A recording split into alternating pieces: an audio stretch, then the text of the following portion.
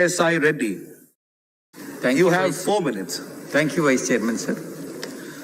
Sir, at the outset, I would like to appreciate the Honorable Finance Minister for introducing this bill. It's a bill in the right step. It's a right step by the government in a right direction in protecting the interest of the depositors associated with the cooperative banks. Sir, the need of the hour is not to let more cooperative banks slip into the poor financial conditions with the problematic balance sheets. So this bill achieves this objective of not letting into the cooperative banks slip into the bad financial condition.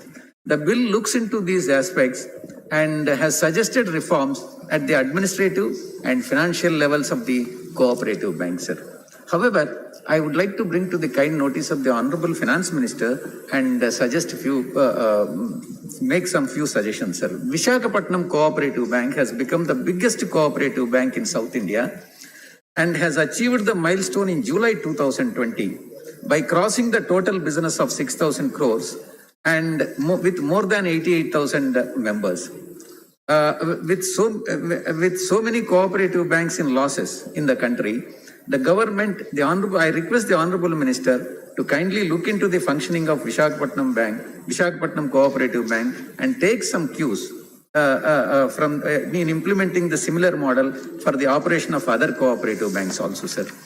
Sir, this is another area which might be looked into by the Madam as to keep the spirit of the cooperative movement alive, sir.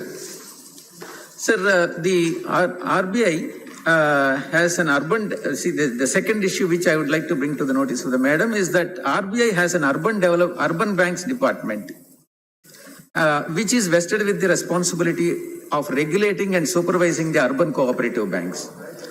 And at the PMC Bank scam case has occurred.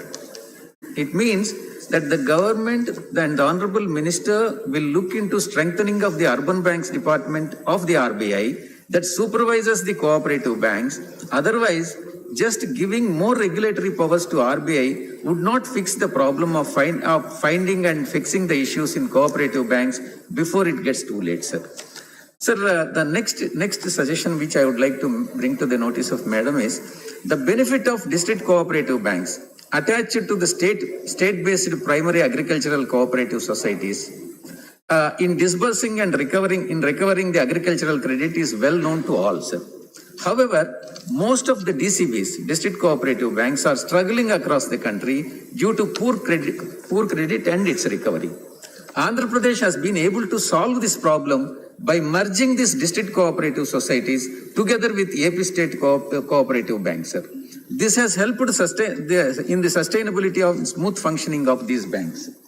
Sir, I request the Madam to kindly look into this, and then in case if Madam finds it suitable for the other banks in the remaining part of the country, it can be adopted, sir. Sir, there's one concern. The concern of RBI being overburdened with the current operations has been heard across the board. This is the allegation what is being made. The bill adds more than 1,500 cooperative banks under its purview.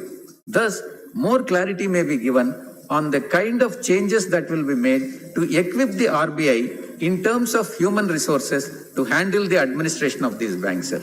And lastly, I request the Madam to kindly look into the very amendment. Banking is under the union list. It is a union list subject in the subject in the Constitution. Honorable Member, please continue. And incorporation, regulation, and winding up of cooperative societies is in the state list. I request the Madam to kindly look into the legislative competence insofar as this bill is concerned, sir. We support this bill, sir. Thank you, Honorable Member. Honorable Minister, for your kind reply, please.